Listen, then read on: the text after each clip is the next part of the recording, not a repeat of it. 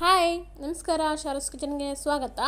ಇವತ್ತಿನ ರೆಸಿಪಿ ಇಡ್ಲಿ. ಬೆಳಗ್ಗೆನ ಬ್ರೇಕ್ಫಾಸ್ಟಿಗೆ ಇಡ್ಲಿ ಮಾಡೋದು ಹೇಗೆ ಅಂತ ನೋಡೋಣ ಬನ್ನಿ. ಮೊದಲಿಗೆ ಈ ಕಪ್ ಅಳತಿದ್ದೆ ಅರ್ಧ ಕಪ್ಪು ಉದ್ದಿನ ಬೇಳೆ ತೊಗೊಂಡಿದ್ದೀನಿ. ಇವಾಗ ಇದಕ್ಕೆ ನೀರು ಹಾಕಿಬಿಟ್ಟು ಒಂದೆರಡು ಸಲ ವಾಶ್ ಮಾಡ್ಕೋಬೇಕು. ನೋಡಿ, ಈ ಥರ ಚೆನ್ನಾಗಿ ವಾಶ್ ಮಾಡಿಬಿಟ್ಟು ಇದರಲ್ಲಿರೋ ನೀರನ್ನೆಲ್ಲ ತೆಗೆದುಬಿಟ್ಟು ಇಟ್ಕೋಬೇಕು. ನಂತರ ಮತ್ತೆ ಒಂದು ಬೌಲ್ಗೆ 1/4 ಕಪ್ ಆಗೋಷ್ಟು ಅವಲಕ್ಕಿ ಹಾಕಿ ಇದನ್ನು ಅಷ್ಟೇ ಇದಕ್ಕೂ ಸ್ವಲ್ಪ ನೀರು ಹಾಕಿಬಿಟ್ಟು ಇವಾಗ ಇದನ್ನು ವಾಶ್ ಮಾಡಬೇಕು. ಇದನ್ನು ಸ್ವಲ್ಪ ಚೆನ್ನಾಗಿ ತೊಳೆದು ಆವಾಗಲೇ ಇದರಲ್ಲಿರೋ ನೀರನ್ನು ತೆಗೆದಿಟ್ಕೊಳ್ಳಿ. ಇವಾಗ ಇದಕ್ಕೆ ನೀರು ಹಾಕಿಬಿಟ್ಟು ಹಾಗೆ ಉದ್ದಿನಬೇಳೆನೂ ತೊಳೆದಿಟ್ಟಿದ್ವಲ್ಲ ಅದಕ್ಕೂ ನೀರು ಹಾಕಿ ಇದನ್ನು 3 ರಿಂದ 4 ಗಂಟೆಗಳ ಕಾಲ ನೆನೆಯೋಕ್ಕೆ ಬಿಡಬೇಕು. ಇವಾಗ ಇದಕ್ಕೂ ಸ್ವಲ್ಪ ನೀರು ಹಾಕಿಬಿಟ್ಟು ಉದ್ದಿನಬೇಳೆ ಮುಳುಗೋಷ್ಟು ನೀರು ಹಾಕಿ ಇವಾಗ ಇದನ್ನು ಮುಚ್ಚಿಬಿಟ್ಟು 3 ರಿಂದ 4 ಗಂಟೆಗಳ ಕಾಲ ನೆನೆಯೋಕ್ಕೆ ಬಿಡಬೇಕು. ಇವಾಗ ಮತ್ತೆ ಒಂದು ಪಾತ್ರೆಗೆ ಅದೇ ಕಪ್ ಅಳತಿದ್ದೆ 2 ಕಪ್ಪು ಇಡ್ಲಿ ರವೆ ತೊಗೊಂಡಿರೋದು. ಇವಾಗ ಇದಕ್ಕೆ ನೀರು ಹಾಕಿ ಇದನ್ನ ಒಂದು ಸಲ ಚೆನ್ನಾಗಿ ವಾಶ್ ಮಾಡಬೇಕು. ನೋಡಿ, ಇದನ್ನು ಚೆನ್ನಾಗಿ ಈ ಥರ ಕೈಯಿಂದ ಈ ಥರ ಕಲಸಿ ಇವಾಗ ಇದರಲ್ಲಿರೋದು ಧೂಳುಗಳು ಕಸಗಳು ಏನಾದರೂ ಇದ್ದರೆ ಹೋಗುತ್ತೆ. ಇವಾಗ ಇದರಲ್ಲಿರೋ ನೀರನ್ನು ತೆಗೆದ್ಬಿಟ್ಟು ಮತ್ತೆ ಇವಾಗ ಇದಕ್ಕೆ ನೀರು ಹಾಕಿ ಇದನ್ನು ಒಂದು ಅರ್ಧ ಗಂಟೆ ನೆನೆಗೆ ಬಿಟ್ಟರೆ ಸಾಕು. ಇವಾಗ ಆಲ್ರೆಡಿ 3 ರಿಂದ 4 ಗಂಟೆಗಳ ಕಾಲ ಉದ್ದಿನಬೇಳೆ ನೆನೆ ಹಾಕಿದ್ವಲ್ಲ ಅದು ಇವಾಗ ತೋರಿಸ್ತಾ ಇದ್ದೀನಿ. ನೋಡಿ, ಚೆನ್ನಾಗಿ ನೆಂದಿದೆ. ಹಾಗೆ ಅವಲಕ್ಕಿನೂ ನೋಡಿ ನೆಂದು ಎಲ್ಲ ಪುಡಿ ಪುಡಿ ಆಗುತ್ತೆ, ಆ ಥರ ನೆಂದಿದೆ. ಇವಾಗ ಇದರನ್ನ ಮಿಕ್ಸಿ ಮಾಡ್ಕೋಬೇಕು.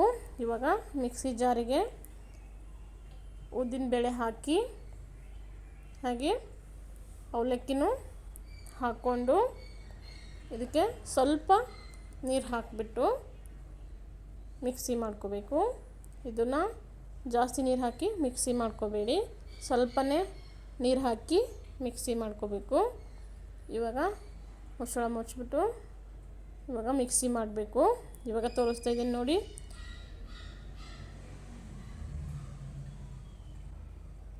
ತುಂಬ ಸಾಫ್ಟಾಗಿ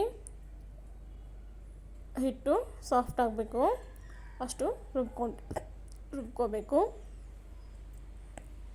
ನೋಡಿ, ತೋರಿಸ್ತಿದ್ದೀನಿ ಎಷ್ಟು ಸಾಫ್ಟಾಗಿದೆ. ಇಷ್ಟು ನುಣ್ಣಗೆ ರುಬ್ಕೊಳ್ಳಿ. ಇವಾಗಿದು ರೆಡಿ ಇದೆ. ಆವಾಗಲೇ ರವಾನ ನೆನೆ ಹಾಕಿದ್ವಲ್ಲ, ಇವಾಗ ಅದು ಸ್ವಲ್ಪ ನೆಂದಿದೆ. ಮತ್ತು ಒಂದು ಪಾತ್ರೆಗೆ ನೋಡಿ ಈ ಥರ ಕೈಯಿಂದ ಚೆನ್ನಾಗಿ ಗಟ್ಟಿಯಾಗಿ ಪ್ರೆಸ್ ಮಾಡಿ ಅದರಲ್ಲಿ ಒಂದು ಹನಿನೂ ನೀರಿರಬಾರ್ದು, ಆ ಥರ ಎಲ್ಲ ನೀರನ್ನ ತೆಗಿಬೇಕು. ನೋಡಿ, ಈ ಥರ ಚೆನ್ನಾಗಿ ಪ್ರೆಸ್ ಮಾಡಿ ನೀರೆಲ್ಲ ತಕ್ಕೋಬೇಕು. ಹಾಗೆ ಎಲ್ಲರನ್ನೂ ತೆಗೆದಿಟ್ಟಿದ್ದೀನಿ. ಇವಾಗ ಆವಾಗಲೇ ರುಬ್ಬಿಟ್ಟಿದ್ವಲ್ಲ ಉದ್ದಿನಬೇಳೆ ಪೇಸ್ಟು, ಅದನ್ನು ಇವಾಗ ಇದಕ್ಕೆ ಹಾಕಿಬಿಟ್ಟು ಇವಾಗ ಇದನ್ನು ಚೆನ್ನಾಗಿ ಮಿಕ್ಸ್ ಮಾಡ್ಕೋಬೇಕು. ನೋಡಿ, ಈ ಥರ ಚೆನ್ನಾಗಿ ಮಿಕ್ಸ್ ಮಾಡಿ ಇವಾಗ ಇದನ್ನು ನಾನು ಸಾಯಂಕಾಲ ರುಬ್ಬಿ ಇಟ್ಟಿದ್ದೆ ಬೆಳಗ್ಗೆ ಇಡ್ಲಿ ಮಾಡೋಕ್ಕೆ ಅಂತ. ಇವಾಗ ಇದನ್ನು ಮುಚ್ಚಿ ಇವಾಗ ಬೆಳಿಗ್ಗೆ ಇಡ್ಲಿಗೆ ಆಲ್ರೆಡಿ ಹಿಟ್ಟು ರೆಡಿ ಇದೆ. ನೋಡೋಣ ಬನ್ನಿ. ನೋಡಿ, ಉಬ್ಬಿ ಬಂದಿದೆ, ಹಿಟ್ಟು ಉಬ್ಬಿದೆ ಚೆನ್ನಾಗಿ.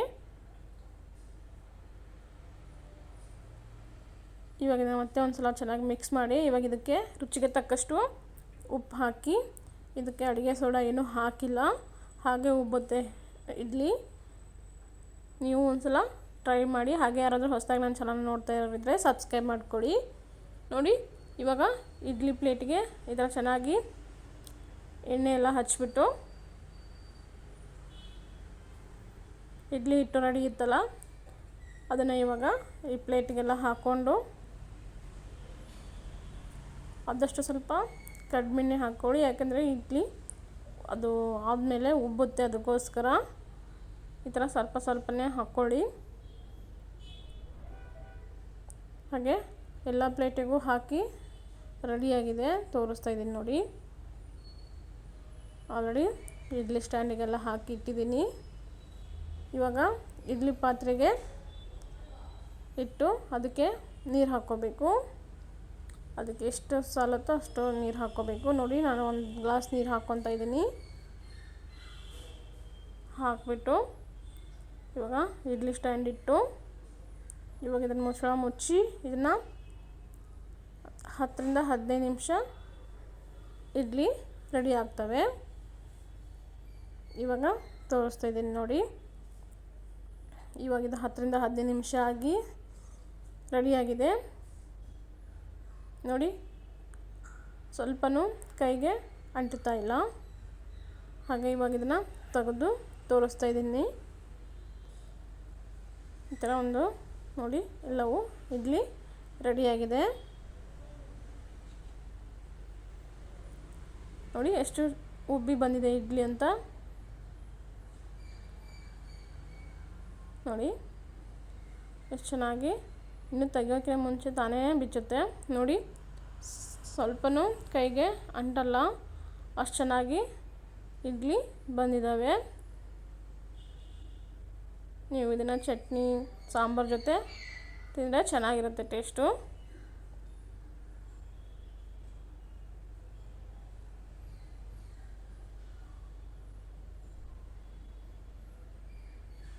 ನೋಡಿ, ತೆಗೆದು ತೋರಿಸ್ತಾ ಇದ್ದೀನಿ ಎಷ್ಟು ಚೆನ್ನಾಗಿ ಬಂದಿದೆ ಅಂತ. ಒಂದು ಕಟ್ ಮಾಡಿ ತೋರಿಸ್ತಾ ಇದ್ದೀನಿ ನೋಡಿ.